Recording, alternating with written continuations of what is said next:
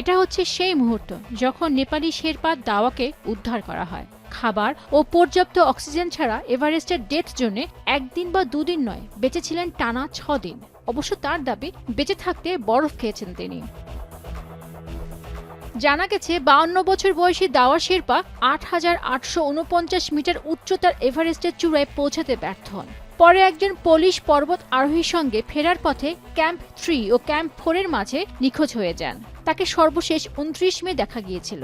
অবশ্য তার সঙ্গে বেস ক্যাম্পে ফিরে এলেও তারা কিভাবে বিচ্ছিন্ন হলেন তা স্পষ্ট নয়। এমন পরিস্থিতিতে নিখোঁজ এই শেরপার খোঁজে বেরিয়ে পড়ে উদ্ধারকর্মীরা, কিন্তু কয়েকদিন পার হয়ে যাওয়ায় সবাই ধরে নিয়েছিল তিনি মারা গেছেন।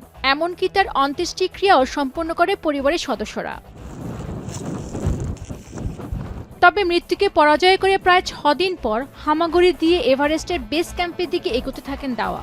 এই সময় বরফে আচ্ছন্ন এই নেপালি গাইডকে লক্ষ্য করে সেখানে উপস্থিত পরিচ্ছন্নতা কর্মীরা। পরে তাকে মুমূর্ষু অবস্থায় উদ্ধার করে তারা। দেয়া হয় পর্যাপ্ত খাবার ও পানি। অবশ্য অলৌকিকভাবে দাওয়ার ফিরে আসার ঘটনায় আবেগে আপ্লুত তার পরিবার।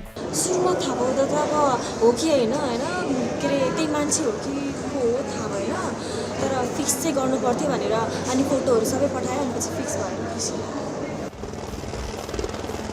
এদিকে শেরপা দাওয়াকে উদ্ধার করে উন্নত চিকিৎসার জন্য হেলিকপ্টারে করে রাজধানী কাঠমান্ডুর একটি হাসপাতালে নিয়ে যাওয়া হয়। তার শারীরিক অবস্থা স্থিতিশীল আছে বলে জানিয়েছে দাওয়ার পরিবার। পেনিকা সুলতানা, এখন বিশ্ব।